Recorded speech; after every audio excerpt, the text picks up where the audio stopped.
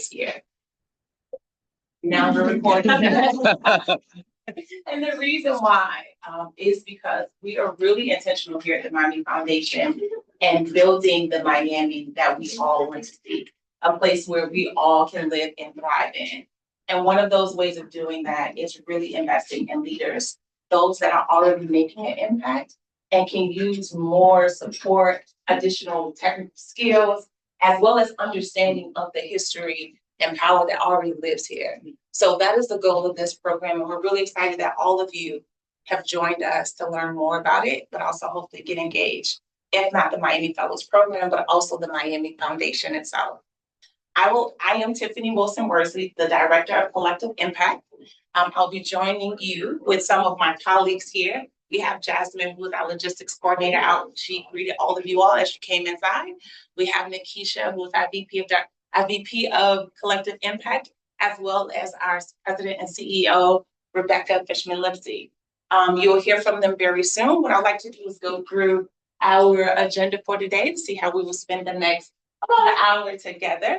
Hopefully you leave this space very clear of not just what the Miami Fellows program is, but ways in which we really lead into our leadership here in Miami-Dade County. It was working for me earlier. So our agenda. So next, what we'll do is we'll talk about the Miami Foundation, the things that we do here and what our investment is in leadership. Then we'll move to the Miami Fellows experience, which I think you all are waiting and wanting to hear more about what actually happens throughout this 15-month program.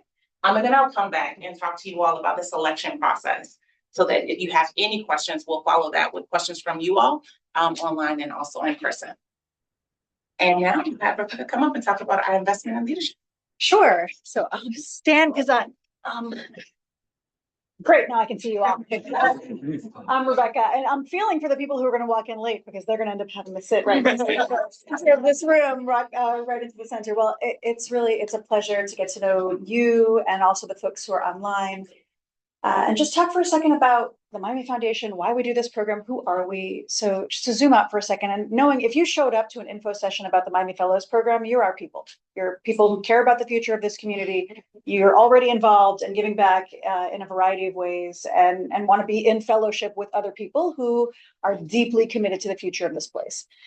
So Miami, what is hard and what is true about this community is that the majority of people who live in Miami, even if they've been here for a very long time, when you ask them where they're from, they will say they're from somewhere else.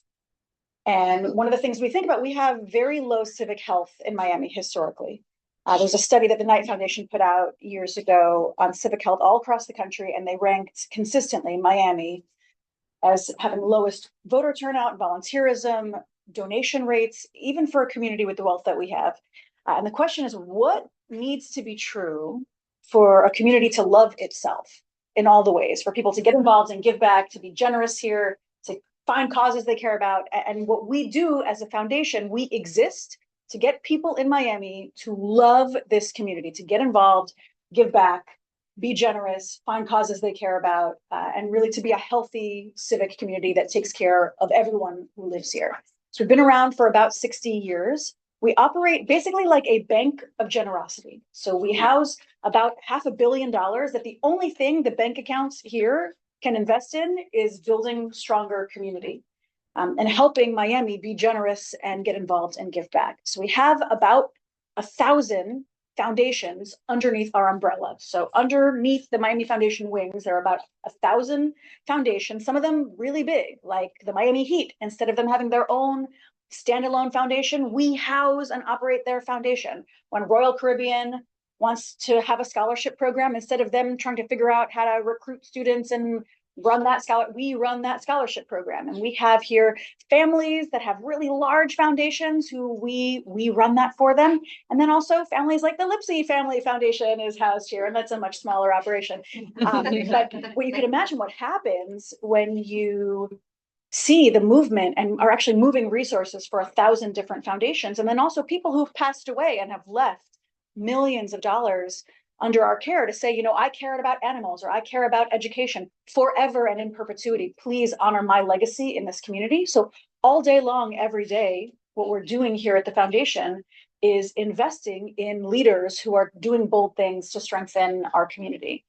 And so that requires us basically to know two things really, really well. Thing number one is, who are the change makers in Miami that are trying to solve the biggest issue? What are the biggest issues and who's addressing them? How do we get all those people to work with each other really well? And then also, who is in a position to impact change with their time, their talent, their resources? How do we engage them philanthropically, with their time, civically? And so half of our team is focused on the giving, and half of our team is focused on getting more giving happening in our community. That's who we are. And then years ago, what we realized is that we needed to figure out how to invest in future generations of leadership here. And so that's the genesis of, you're going to hear all about it, but that's the genesis really of why we started focusing on leadership through leadership development. And I'll pass it back to you, Tiffany. So our work here at the Miami Foundation, as you said, it's really to develop leaders, support nonprofits, accelerate generosity, and collaborate on solutions. Essentially what we just named here. And then we have one of our signature events. Have any of you heard of Give Miami Day? Yeah. Oh, great. So this is another opportunity by which we really lean into supporting our nonprofits to thrive. And some of the things here that I mentioned was that we really want to inspire this idea of belonging and massive generosity. So not only everyone in this room can give, but the organizations you work with can also give. And all of the proceeds to our giving go directly to the nonprofits, literally pass through us. And so our goal is to truly raise serious dollars and they can continue to build the ecosystem of our nonprofits, which we believe is the heart of our work and the heart of our community. And so our investment in leadership, you've already heard Rebecca talk about the many ways, the myriad ways of which we invest. Ruth Shack being one of the core leader and the founder. In fact, we're sitting in the Ruth Shack room here at the Miami Foundation. Been the founder of the Miami Fellows program, and her quote really resonates. My imperative has always been to make Miami the kind of place that young people would want to stay. Would want to stay. We're coming to that now, and you can indeed envision your own future in Miami and then watch it happen. That truly is the impetus of the Miami Fellows program. Really identifying and working directly with leaders who have that vision, wanting to come to pass. And all our job is to come alongside of you, alongside the experience, so that you can actually make that happen with each other, as well as within this community. And so our commitment to our leadership at the Miami Foundation has been, obviously, like I said, our anchor program in the last 2 decades being the Miami Fellows work. We had a signature program, the Spotlight Fellowship, which also invested directly in leaders across South Florida who were invested in equity initiatives. And so we doubled down some investments there. But also annually, we have our Ruth Shack Award, where we get to acknowledge some amazing leaders who are really driving change, cross-sector change here in Miami-Dade County. And so what is our vision? We have this big event where we brought many of our leaders to come back from the 2 decades of leadership from the Miami Fellows program. And we crafted a vision, which is to truly elevate a generation of bold, unifying, and equity-centered leaders who are grounded in place, fluent across sectors, and committed to shaping a thriving future for all who call Miami home. That is not just a vision, that is something that we truly are invested in to make happen. And we're working with Miami fellow leaders to do that. So again, some of the history. So again, since 1999, the Miami Fellows program has fostered a new generation of leaders. Many of you I've talked to can identify some of those leaders already. They're focusing on building fellows' knowledge, their networks and abilities, and increasing the community engagement and impact. We've had over 180 Miami Fellows who are a part of different cross-sector work, leading the charge in many of those different areas, from education to housing to healthcare in our private sector and public sector. And so this is what we continue to invest in and why we continue to lead this work. And so, like I said, I know many of you all are really here to hear about the Miami Fellows program. And so I would love to welcome Nikisha, who is also an alumni of the Miami Fellows program, to kind of talk you through what the experience you will have over the next of the 15 months of the program. Thank you. Hi, everybody. Hi. How you doing today? Good. Good. So this is what you guys are here to learn about. What is the Miami Fellows and what happens as a part of the Miami Fellows experience? So it is about a 15-month leadership journey that you go on. And I would say it's really rooted in two things. How do we help fellows develop a deeper understanding of effective leadership, also while learning about civic issues? But I think actually I will add a third bullet to this. It is how do we make sure that they are fully grounded in Miami? They understand what moves Miami. They understand where leadership lives in Miami. It is learning from the past so that you guys can chart the future. And so the experience is really divided, I would say, into 5 different elements of this program. So the first are community and leadership labs. And so once every 2 months, we will gather the fellows over 2 or 3 days so that they can really have an immersive experience in a topic. And that topic can range from anything related to education, resiliency, economic opportunity. And we choose these topics based on what's happening in Miami in the moment, or what is something that is built into the fabric of Miami that we believe that leaders should know about. Because as our community, every community is dynamic and ours is no different. And so it is changing and moving in different ways. And so we want to make sure that we're giving our fellows this grounding of some of the topics that are most important in our community, helping you to understand who are some of the leaders that are addressing these topics? Who's doing work in these topics? What are some of the things that are moving different dynamics related to this topic? What are some of the things that you need to know in order to build context about this topic? And so this is what we do over a 2 or 3 day time period, and also making sure that you are learning from different leaders who are in this space. And nested into those bi-monthly experiences, we also have labs for you to get out in the community and to learn different parts of what makes Miami move. So for example, that might look like you going out to the Everglades to understand the Everglades just a little bit deeper. It might mean you going to South Miami to understand the agricultural community that exists here that a lot of people forget even is a part of our community. It is going on a history tour to make sure that you understand what is the history of Miami? What are all the things that you don't always talk about, but you should know about how Miami was built. And then there's a global learning experience, which is a week-long international trip where we get to learn from other communities. You will, at that point, had a few different community and leadership labs here in Miami, and then you get to go somewhere else and understand what does leadership look like in that community? How are they building that community for the future? What are some of the issues that they face in that community? What are some of the conversations that those leaders are having in that international community, so that not only are you taking in what we're doing here in Miami, but you're learning from other communities, particularly international community, as you really start to hone in your own leadership journey here in Miami. Number 3, leadership forums. So in between our community labs, we're going to set up leadership forums where you really get to meet leaders who are doing impactful work here in Miami-Dade County. So I would say the experience is obviously about being in the room and connecting with your fellows. It is about connecting with this larger network of fellows, but it's also about connecting with leaders who are working in every part of our community. And that's what we want to make sure you have the opportunity to do. We want to make sure that you get to sit in a room with them and ask them the questions that you're thinking about. We want to make sure that they know your name. And so a big part of this experience is not just the labs that's going to happen in community and the connections that you all will have as fellows, but again, who are the leaders that we are introducing you to, so that when you walk out of this experience, you can pick up the phone and maybe call the superintendent of schools, or you have a commissioner's contact information as you have questions or you want to do deeper work.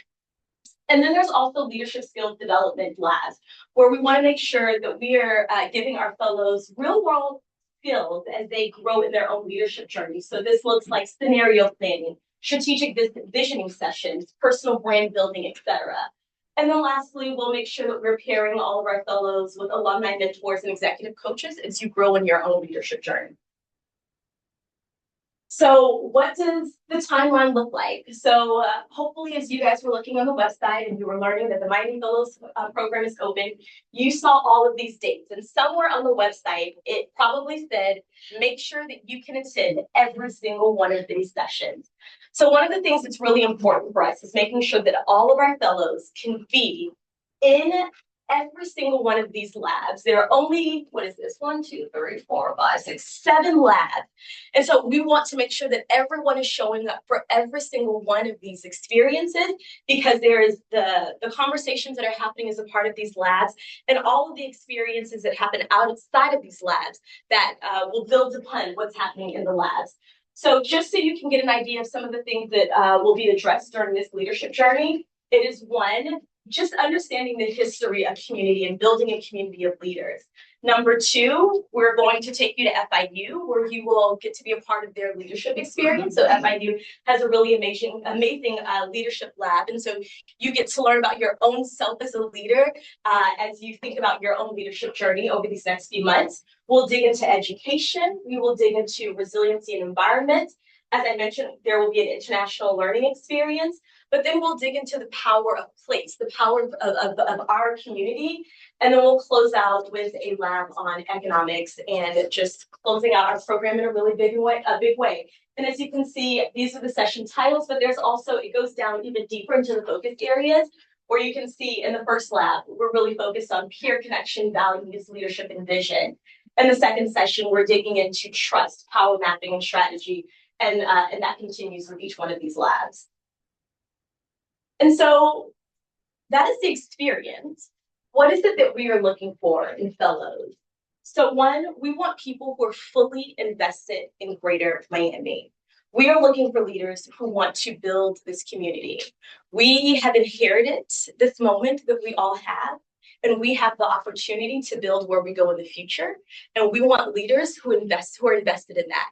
And so number 1, it is most important that people or fellows are invested in the growth of our community. We're looking for people who have a track record of some civic and community engagement. So folks who are already doing the work without the Miami Fellows title, who is showing up for community, who is serving their community in the different ways. And it looks like a bunch of different ways, but we want people who are already showing signs of doing that civic and community engagement work.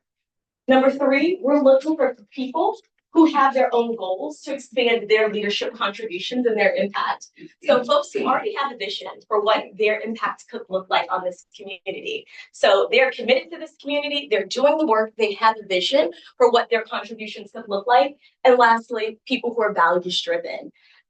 You will hear us talk about this a lot. The Miami Foundation is a values-driven organization. We bleed our values, we believe in our values, and it will be important for our fellows to have values. And you'll hear us articulate what some of those values are as fellows. And each one of you will have your own values as you show up and you do your work. And so it's important that in the work that you are doing, that you are values-driven leadership or a values-driven leader. Because when you're values driven, you lead in a different way. You're driven by something that really is in your core, as opposed to being blown by the wind.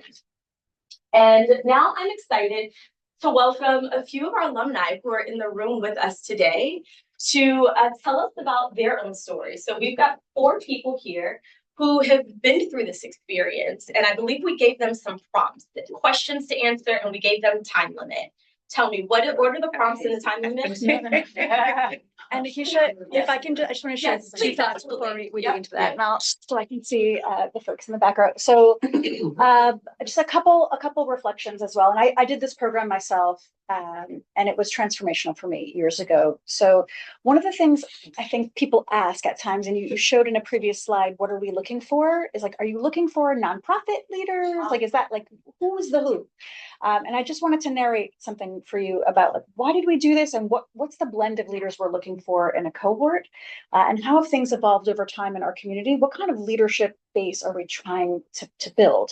So we think 25 years ago, when this program was created, our community was bleeding top talent. If you were an extraordinary graduate, you were going to try to get into the best school you could find. Often you were leaving our community, you were finding a job elsewhere, and you were not coming back. And we also had a really bad reputation civically for having elected leaders who were in the news for not the right things. And I think a reputation, just think back to where we were 25 years ago, of feeling like we just were not building an enthusiastic generation of leaders across all sectors, business leaders who were going to be able to build thriving, successful investment worthy businesses and stay here and grow their businesses here, and media leaders who would grow their media companies and be able to stay rooted successfully here, and elected leaders who would go on to lead in a dignified way, thoughtfully here, and educationally. We wanted to see leaders across every single sector who would build the future of this community, rooted in values, rooted in context for who we've been as a community, rooted in the biggest issues that matter here, and then also having relationships across sector with other people who are similarly, they're passionate about the future of this place and have invested the time to think about leadership across issue areas.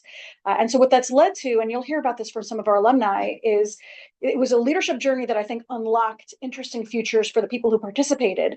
But what happens when there's somebody in philanthropy and somebody in business and somebody in politics and somebody who's focused on that issue area in their work, and they get together across not even just one cohort, but across many, many cohorts of this program, the kind of solutions they can build with each other is really cool.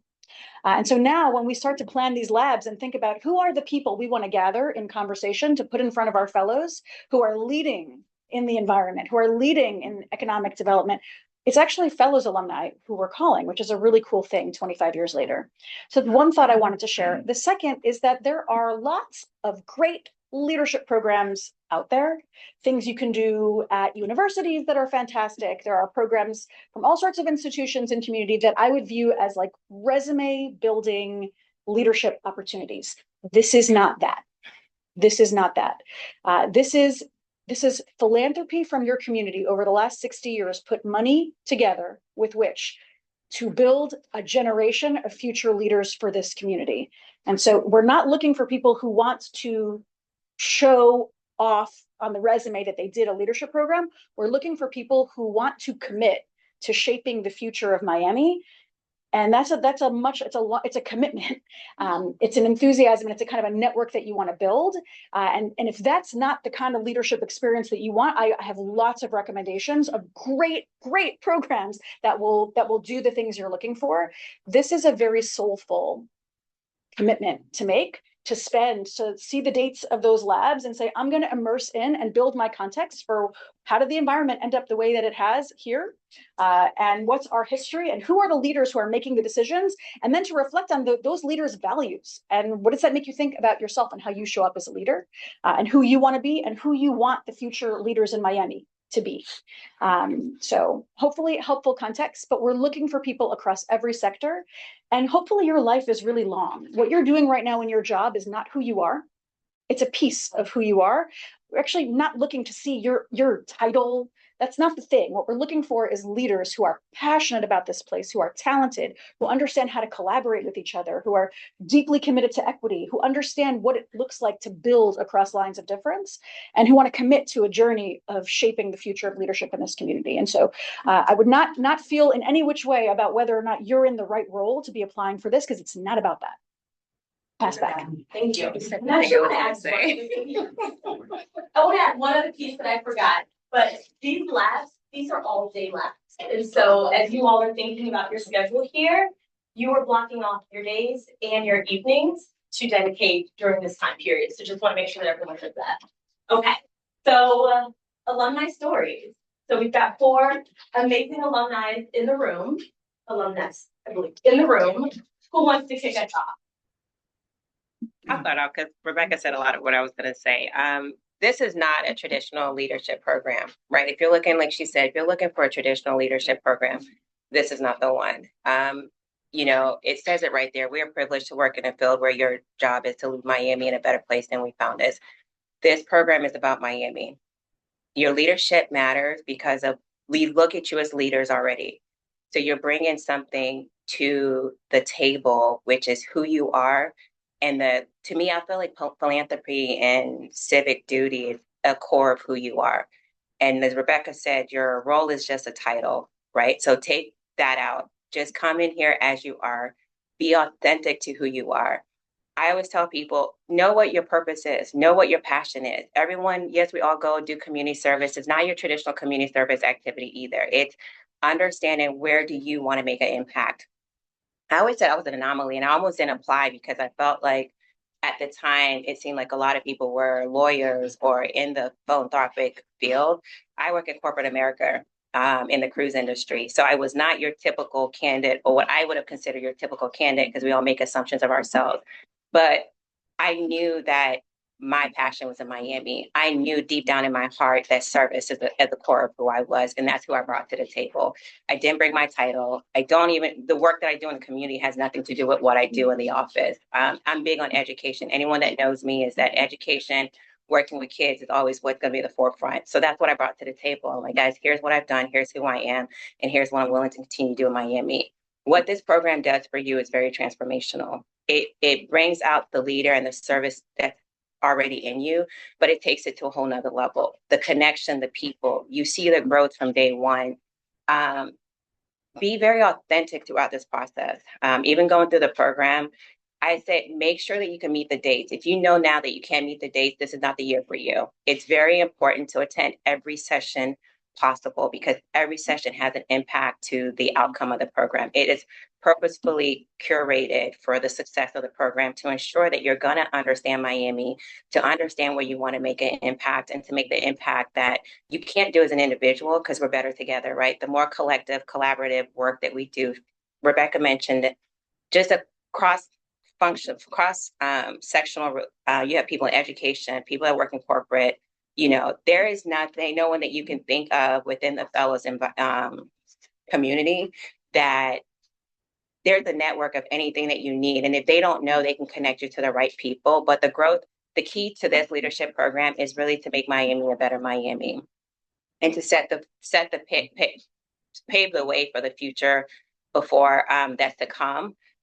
We just did a session a couple weeks last year that just talked about the journey of Miami. And you look at the journey of Miami and you talk to each fellow, you see the fellow journey as the journey of Miami and the grow within Miami, because fellows that went through the program are now leading Miami as we see it today. So it's not just I just want to do this leadership program to put on my resume. It's really, I want to be impactful, and I want the people to know you guys will represent the Miami Fellows and the Miami Foundation moving forward. So everything that you do around service and leadership is what this program is about. So it's not just a check the box. You become a fellow because you have made a decision that you want to be that person and make a particular impact in Miami with a group of other leaders that you begin to know within your class and with a broader group of leaders. So I say that my biggest thing to anyone is that this is not a traditional leadership program, that you really want to be here because you've made a decision that service is in the heart of who you are, and that Miami is also a place that I would say that make Miami a place that everyone wants to live, work, and play.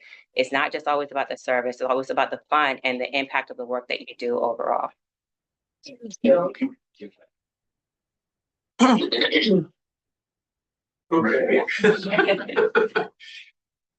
Let's see. So Rob Rosado, member of Class 5, which I can't believe was close to 20 years ago. So it's 2009, 2010.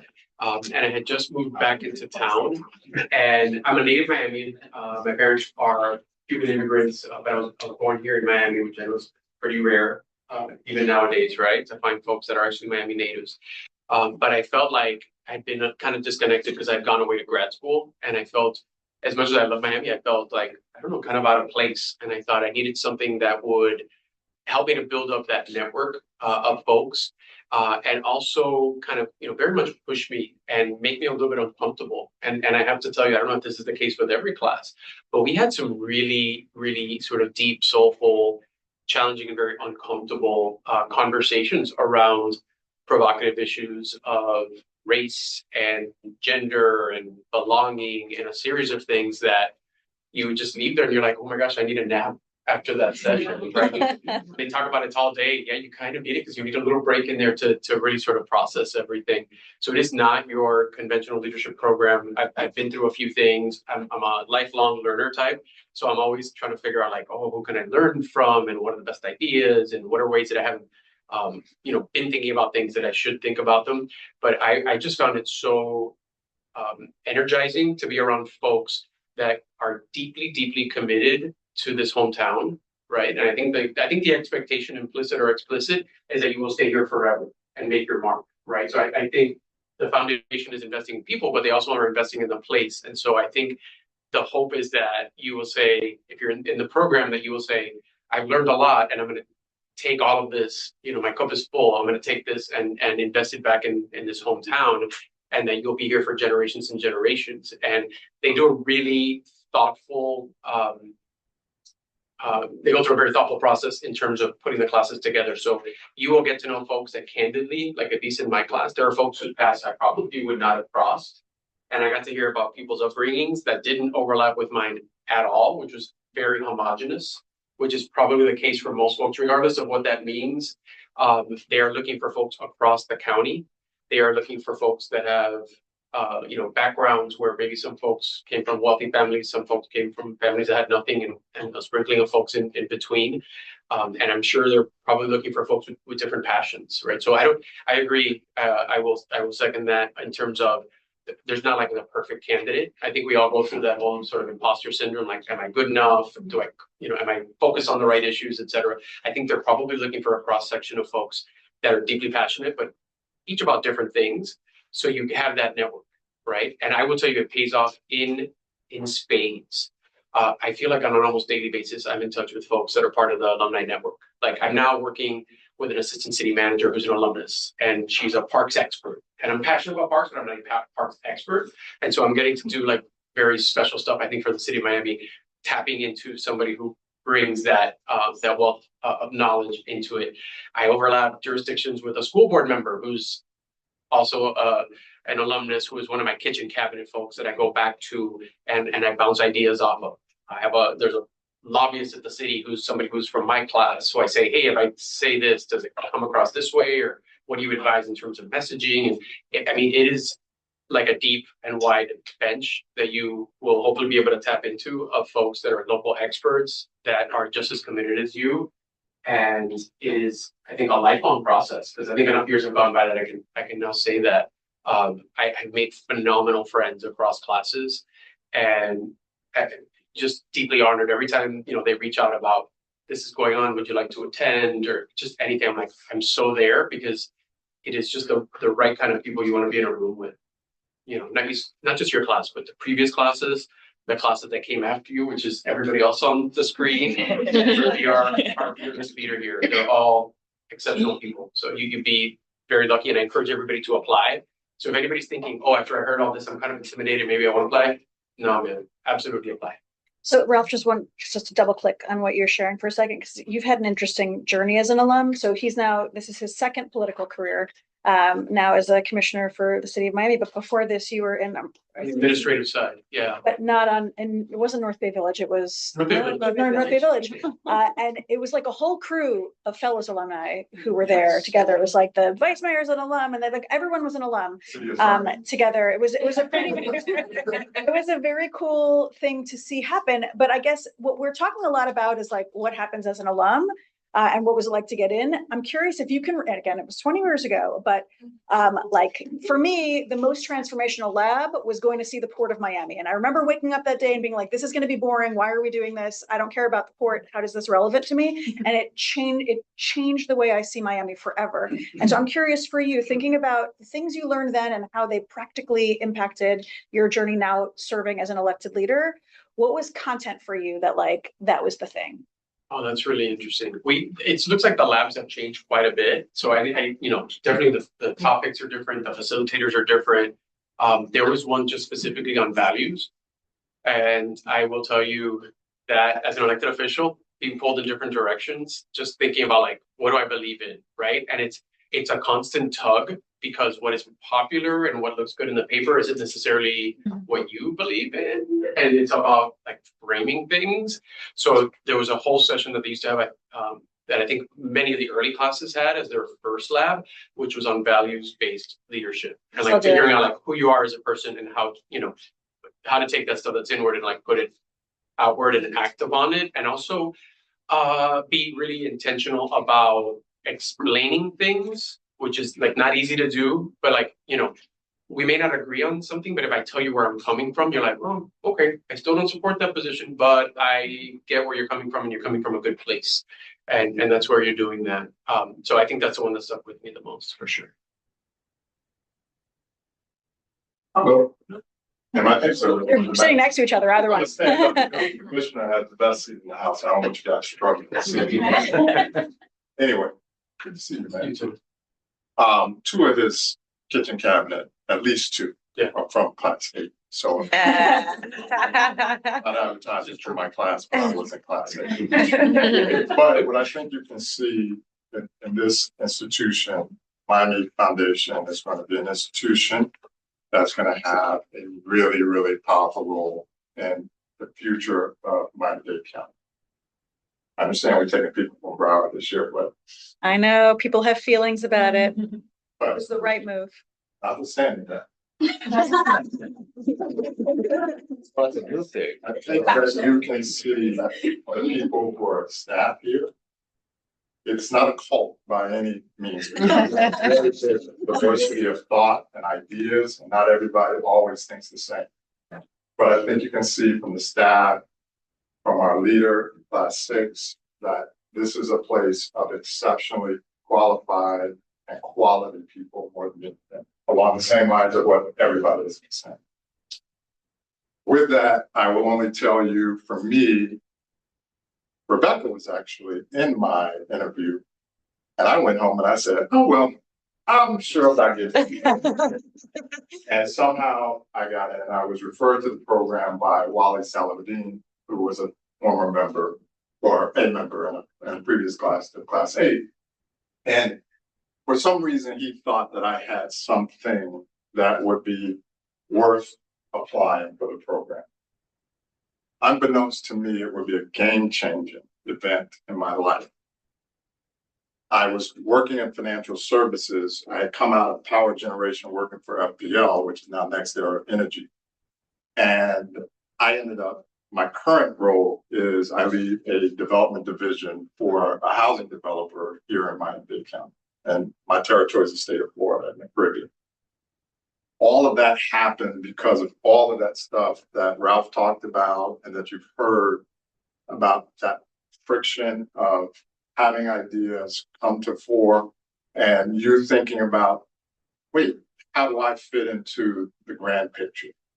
And the thing that changed me was we went to the city of Aventura and we were sitting down with the then mayor, and she was talking about all the important things to her in politics, and started thinking about affordable housing. I had just engaged in a side project that I was trying to do with the city of Miami, Kings Terrace.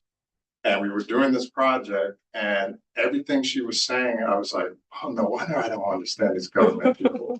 I have the wrong perspective about this. And then the more and more I dug, it started to shift my career, started to shift what was important to me. And because I grew up here in a 4th generation Floridian, my daughter's 5th generation Floridian, and I figured, well, I might as well make this place a little bit better for the next people, right? Especially now that I'm going to have a daughter. So changed my life tremendously.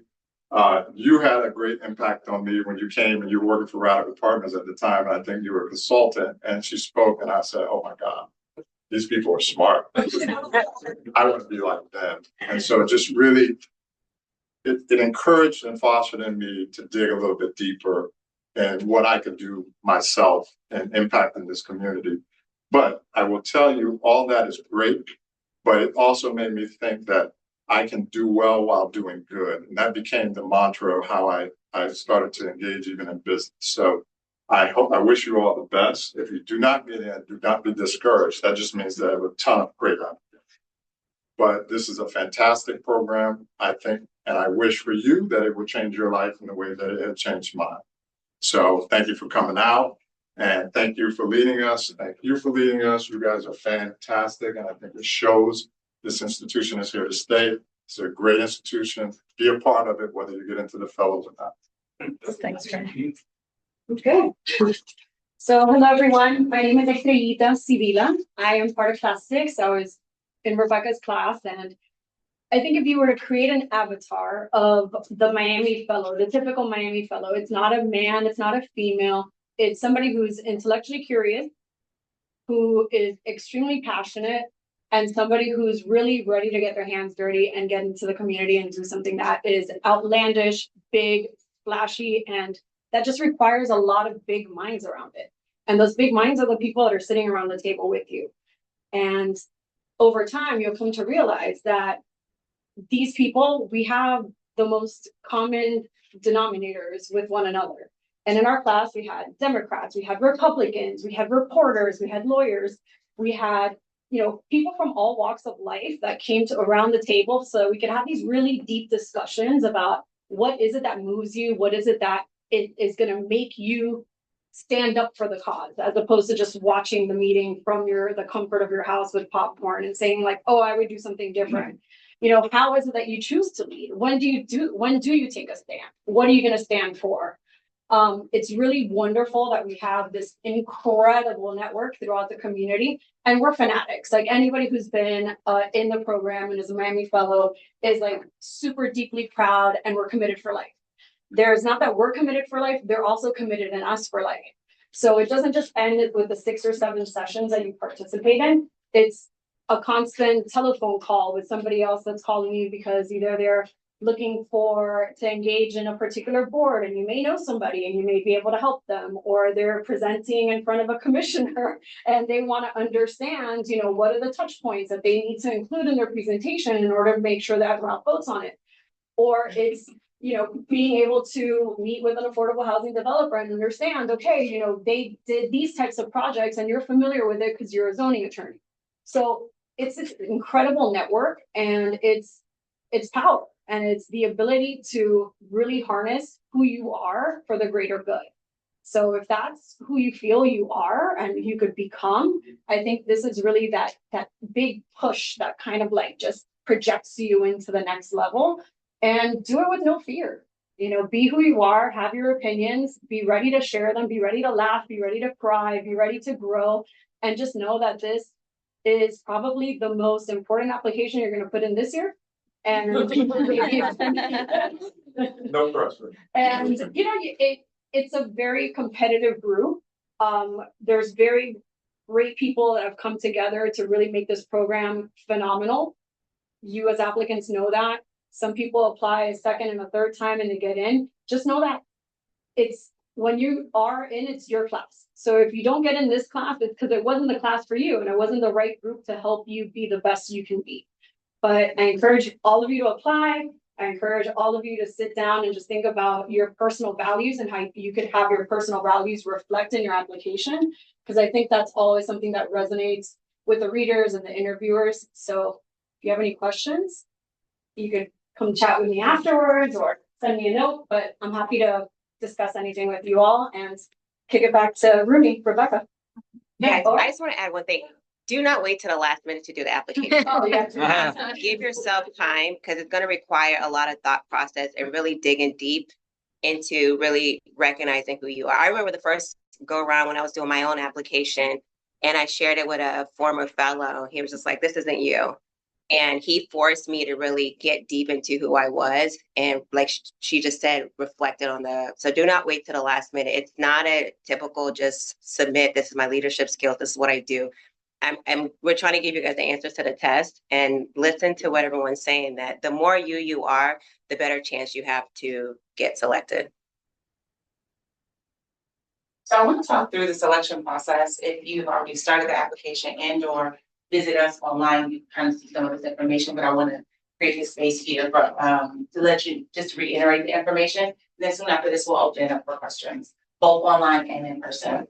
So eligibility, again, we ask for professionals that are 45 and under. I know there were some questions about that. Just want to reiterate here that this is a couple of things. One, when we think about the learning experience itself, we want to make sure that we have a lifespan of not just experiences and impact, but also a dedication to the time commitment that we're asking fellows to be. So we want to make sure that individuals are not at the beginning of their career, because again, this is a big time commitment. So having time away from your work is going to be important, but also have a level of experience that you can lean into the learning that will be provided. Also, we ask that you live in South Florida and work or lead in Miami-Dade. Again, we are continuing with our commitment that this is about Miami-Dade County.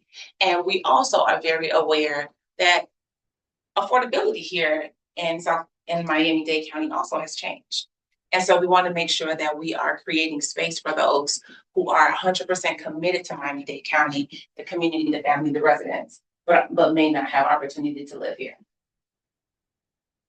Also, have a strong track record. You've heard it through the alumnus talk about their experience. You've heard us talk about it. This is really about impact. This is just not another leadership program. This is really about those who are really interested in getting their hands dirty, and learning about Miami, being grounded in our social issues that impact us every day and being willing to do something about it. And then again, being fully committed to the 15-month experience. Again, this experience, you'll see those dates online as well as in the application. So you'll have opportunity to look through that, check your calendars as you're applying as well, and holding those dates if possible. So we talked about values-based leadership. Again, you heard Rebecca mention that as we're going through this 15-month process, you're hearing from leaders, local leaders, who are really invested in this work. And we really want you to think about yourself, but also the individuals that we are bringing in front of you. What does it take to truly bring change, to see the vision that we want? And these are 6 values that we believe are necessary to drive cross-sector change here in Miami-Dade County. And that is 1, grounded in context. So being very clear of the history and the current of Miami-Dade County, how power moves, how power shifts, how individuals lead. But also be brave to take risks. Also unified in collaboration. You will continue to hear that from us. And you can continue to read this list. One thing I really want to lift up as you read this list is that what we believe here at the Miami Foundation, that values are great on paper, but if they don't live in your everyday life, it's not real. And so for us, as we go through this 15-month experience, we'll be bringing this back to you. In terms of how does it show up, not just in the speakers, but also in ourselves and our ability to lead change to the vision that we want to see in Miami-Dade County. And so we have said, and I want to go through some key selection dates. Again, it's also online as well as in the application. So our application deadline is August 25th. Finalists will be notified September 25th, and then we'll have the finalist interview, which will be an all-day session here at the Miami Foundation on the 29th. And then we will have the selection sent out to everyone on October 6th. And now I'm going to open it up for questions. I wanted to ask, who's doing the selection process? Is it based upon Miami Foundation employees, supporters, board? Is it other fellows? And then is it kind of like a matrix kind of criteria that you're looking at for each question that goes through in like a ranking to create like numeric value, or is it kind of more like person?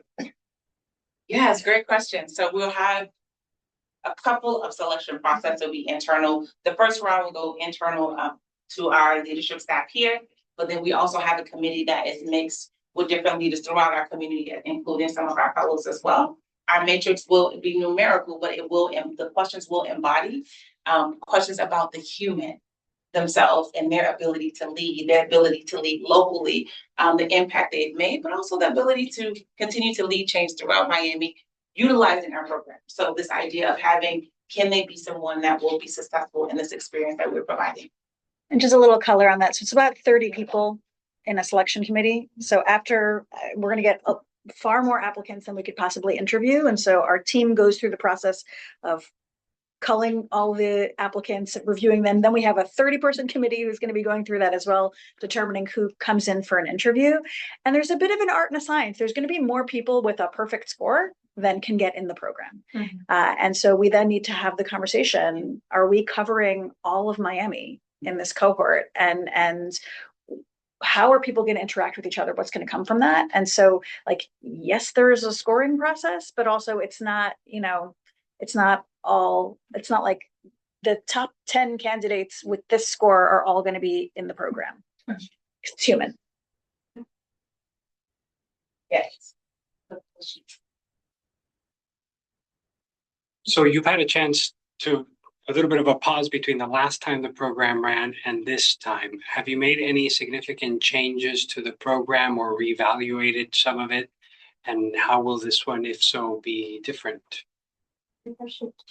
Yeah, so we definitely stay to the core values of the program, which is being intentional about Miami-Dade County.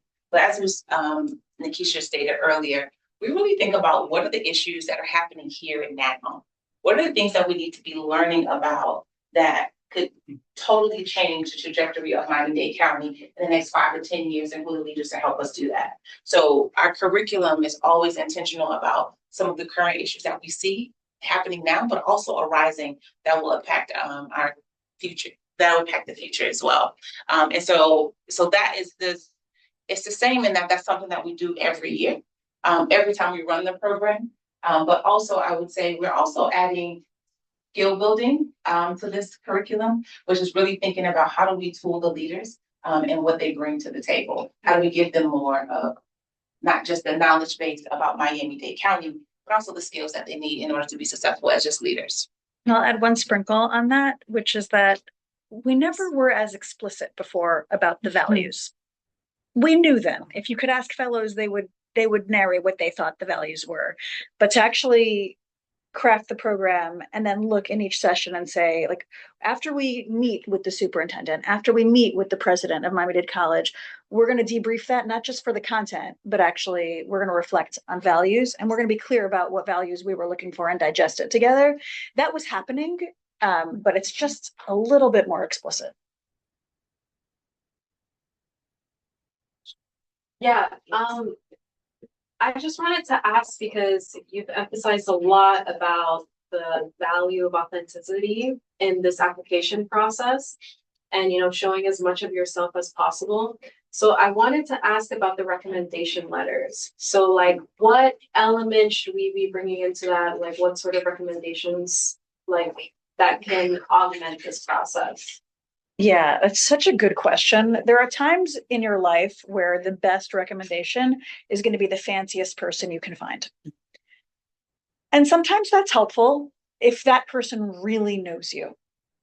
But some of the qualities like I think about when I'm interviewing, and I've been a part of the selection process for this for a long time, is like everyone who's applying, they're committed to this community, they're impressive, doing cool. It's like this person, when you put them in a room of other people, do they lift everybody else up who's here? Are they going to, like, you never know how a room changes because you walked in. Other people, they can describe how the room changes because you walked in. Somebody who knows you well enough to help us understand the way a group will be better and stronger because you were in it. The person who could describe that best, that's your best recommender. Thank you. So we have a couple of questions online. One question is there a cost to participating in this program? Not for you.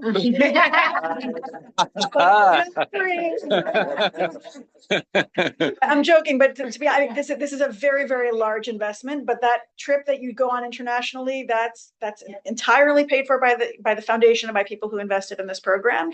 It is, I think, one of the special things about this program is that it actually is quite a lovely experience. And for you, it's cost free. But as you participate, what you feel is my community has invested in me.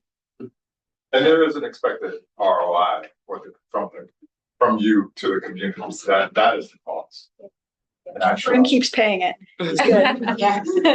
So I'm actually maybe going to build on that just a little bit. So Alexandra online, she asked, is there a final product outcome of each class? What is success individually and for the group? So there are some fellowships where like there's like a class project. There's no class project here. And there have been years where we think we attempted different class projects, but there's not like a graduation ceremony where you deliver a product.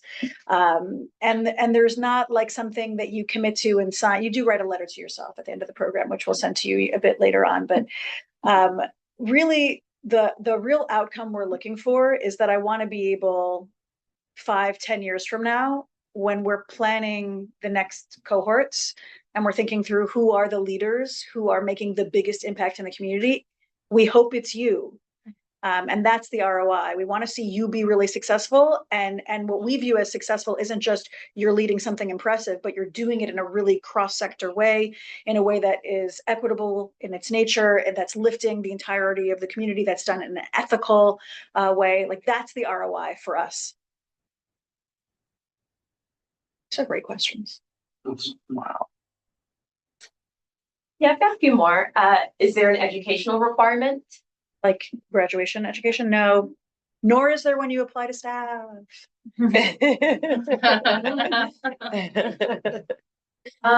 Do your references have to be the same as the person who wrote the recommendation letter? Say that again? So do the references that you list in your application have to be the same as the person who writes the recommendation letter for you? Yes. Yes. I'm not following, so I assume So, yes. yeah. So there's a section where you have your references, and those are the individuals who are writing your recommendation letters. Okay. So it needs to match was the answer? Yes.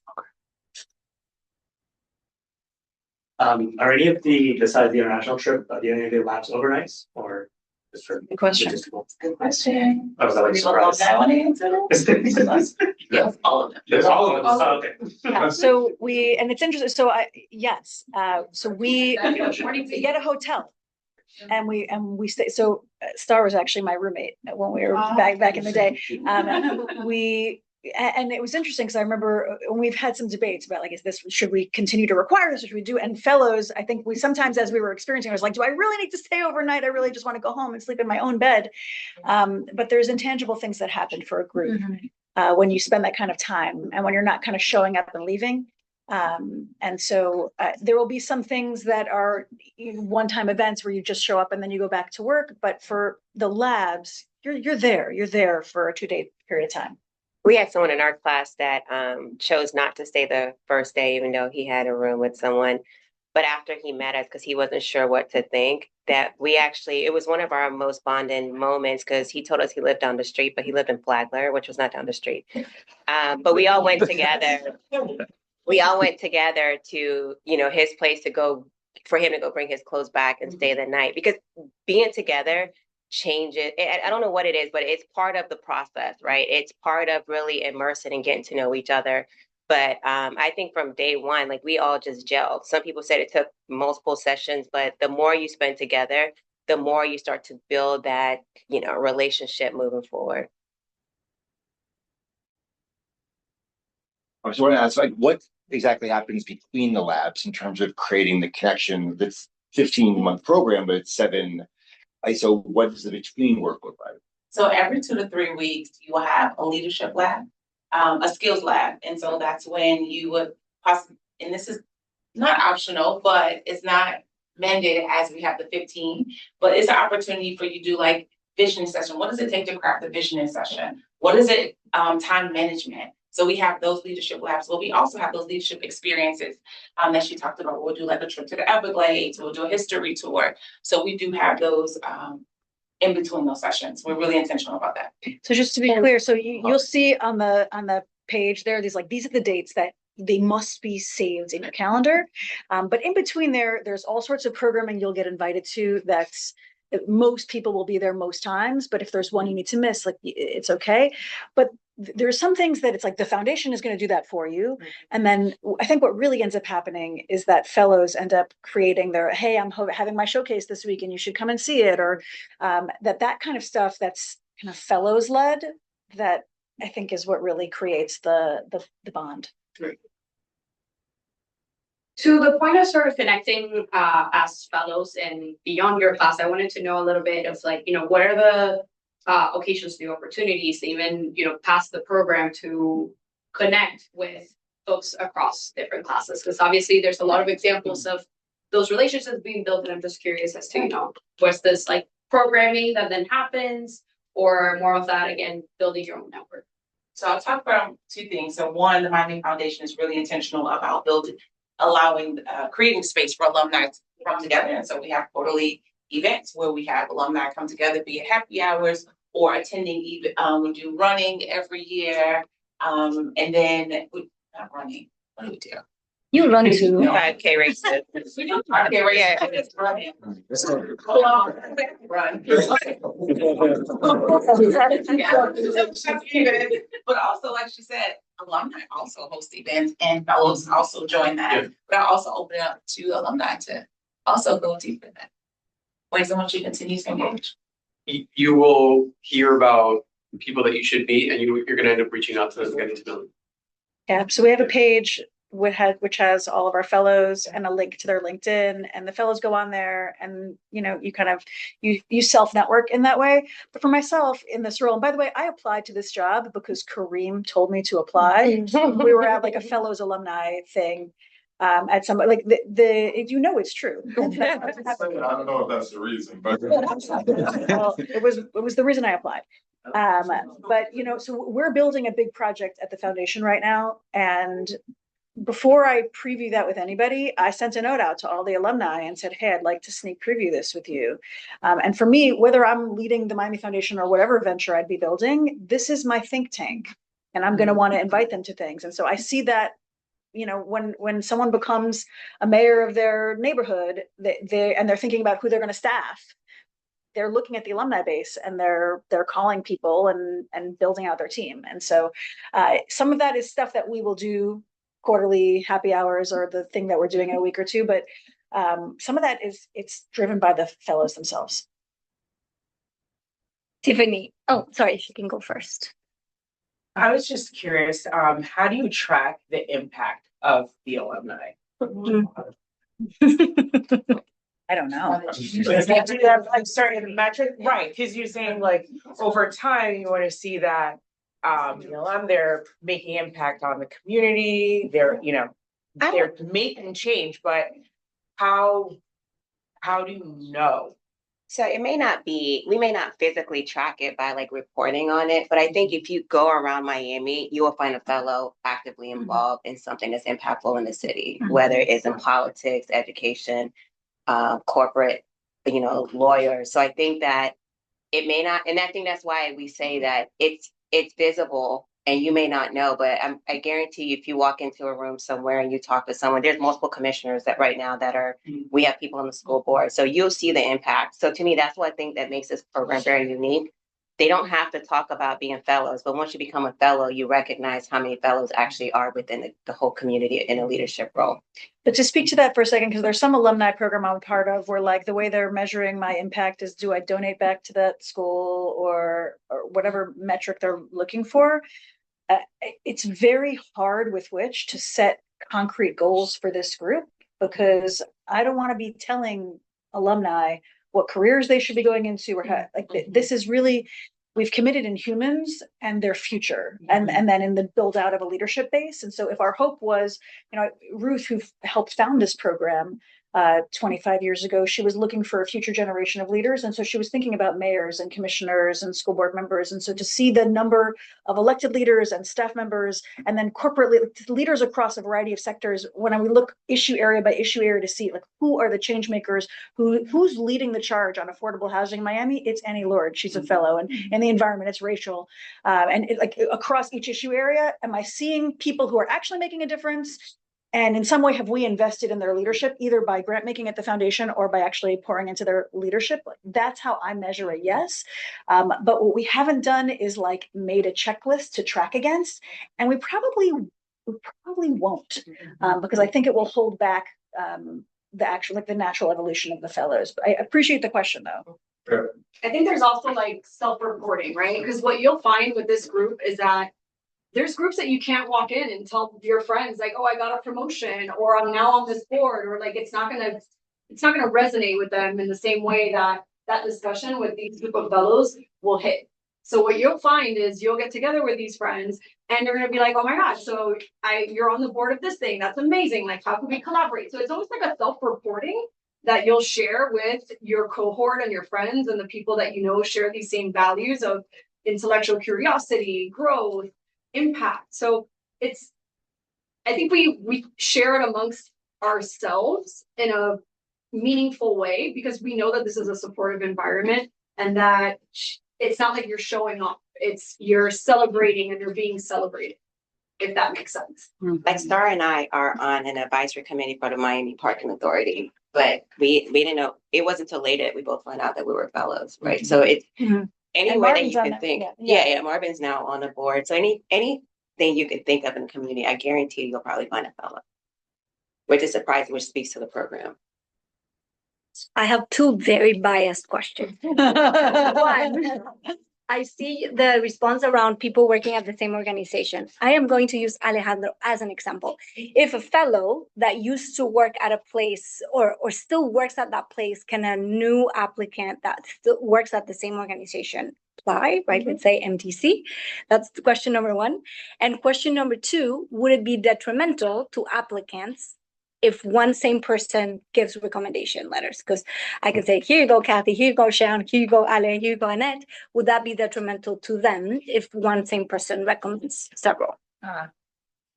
That's interesting. So I would never not apply for something because someone in your same sphere is applying. I remember actually similarly in the role that I'm in right now, I almost did not apply because I have a dear friend who was also applying for the role. And I did not want to create tension in that relationship. And I had someone say to me, you know, if that person doesn't get into the finals for this process, will you have regretted not applying? Like, did you opt yourself? And actually that person didn't. And I remember thinking to myself, I literally almost didn't move forward because I didn't want to hurt someone's feelings. And that you just, so I would not make a choice around that, but the likelihood that two people from the same, especially if it's a smaller institution, will end up being in the same small cohort. This is not a largely, this is like 15 people. So the likelihood that one organization will have two representatives is low, but not just because someone is higher ranking doesn't mean that's going to be the person who gets in.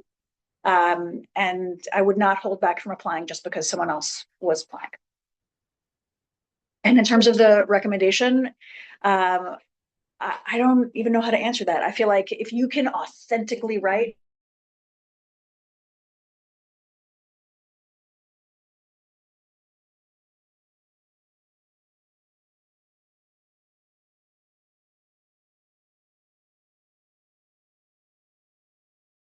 and the labs, or is it going to be tag team and there's going to be like multiple people guiding us through these sessions? Like, I'm thinking of like, if this is a cohort in a class, is there one professor that we stick with the whole time, we build a rapport with them, or is it we're going to be working with everyone in the Miami Foundation during this time? I don't know that we have staff capacity to work with everybody. You know, you will have a point person that will help facilitate, but you will have many professors throughout each of the sessions. Of course, like we said, we bring in many of leaders, but you will have one point person that will connect directly with all of the individuals in the fellowship, as well as the logistics coordinator. And all of that will be made to you very clear, and you'll have a calendar so you know when and where to be, but you'll definitely have a point person. Yep. Thanks. So again, a selfish question. I'm part of an organization that is mainly run by two people. We're co-founders, right? So like clearly we will be applying against each other, right?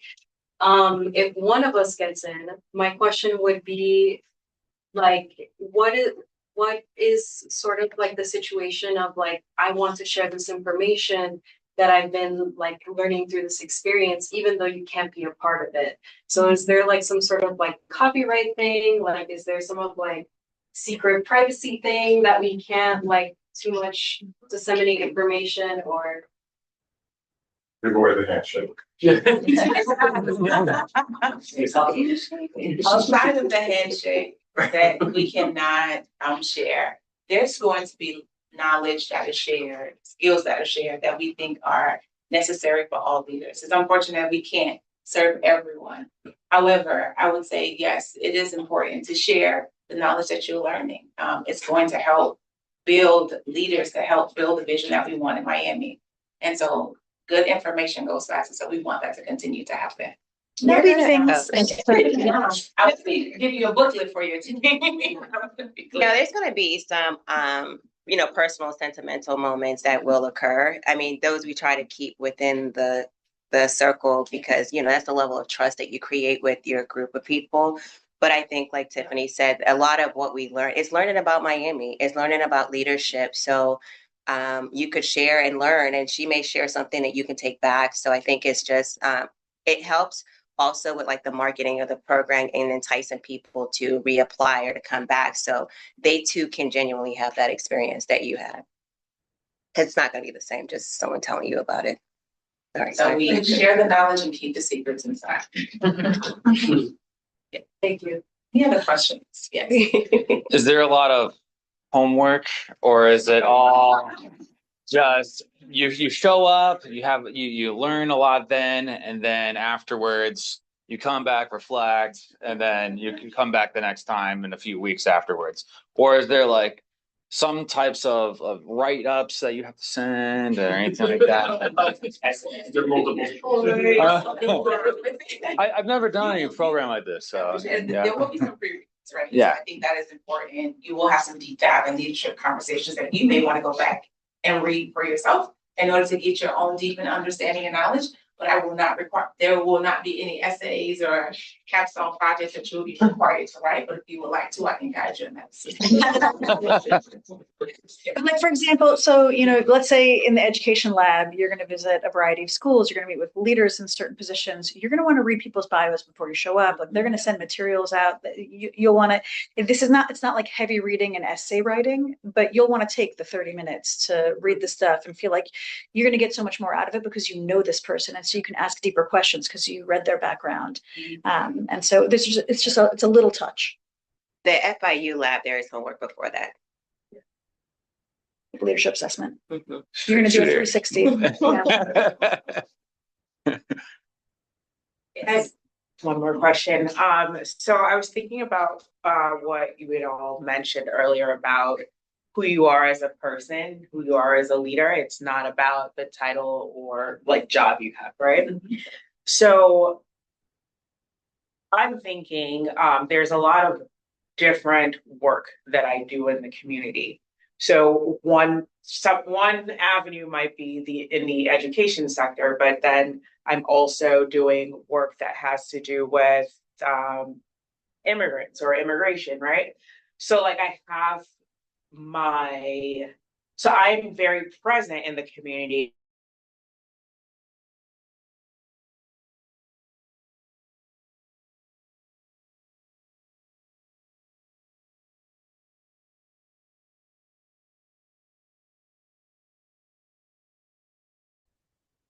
So, one of the core questions you're going to get asked in the application and then in interview discussions is like, what's your Miami story?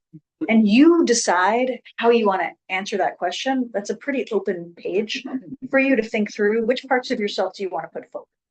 And then, if you're in a program like this, you're going to be thinking through it. It's going to impact all the different parts of your leadership, but you may lean in on certain parts of yourself. Every room you walk into, you decide which part of you want to have show up. But I think, most people who are in the program, they have a variety of, whether it's boards they sit on or committees they're a part of, you have multiple communities that are your community. And all of them make you, that's why you're valuable in a space. And so I would bring all of yourself and just figure out how to share it in a way where someone can follow the thread. Right. Yeah. I have a question. If you already submitted your application, but you want to make a change to it. Yeah,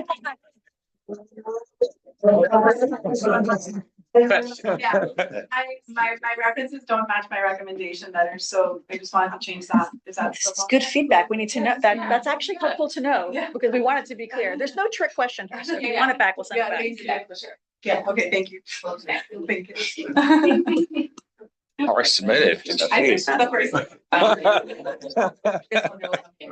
So I'm one of those rare, I guess, Miami natives. And so when I'm thinking about my Miami story, there's like the origin and there's the middle and then there's the when I left and came back, right? Is there a particular portion, I guess maybe the most significant related to service that I should highlight, but I think there's importance and value in telling the entire story. And so I don't want it to be too long or too sporadic. Should I hyper focus on service and impact, or should I tell the story of why and who I am? I don't know if I have good advice on this. I remember, and I think all of us answered this same question when we applied. And it's like I have a million Miami stories. Which Miami story do you want? And depending on my mood or what happened to me that week, I might tell a different version of my Miami story. And so, I think if I were thinking about my own application this year, I'd probably write down for myself the 3 or 4 directions I could go in and think about where that would take me in my essay of sorts, not really an essay, but like in my story that I'm sharing. And then ask yourself, like, which of these, as you enter a leadership chapter, like which of these is the story that you want to be digging into? And, which story will also help us get to know, like, who are you and why do you want to lead here? And that's the story I pick. I might also offer one other piece of advice. So you mentioned this idea of threading the needle throughout the entire application. So I might encourage you to think about, like, what is it that you want to get out of the program, and how does your Miami story set you up for that? Because there's a connection that you're making in that application. And so I would encourage you to maybe thread the needle, as if there are multiple stories that you have to tell and you're figuring out which one you tell. Maybe think about the end first and let that inform the story. Great advice. Yeah. I think it's going to be limited. When I applied, you can only write so much. So you have to be really intentional about what you wrote. So I think that's going to help you with getting narrow focus. Thank you.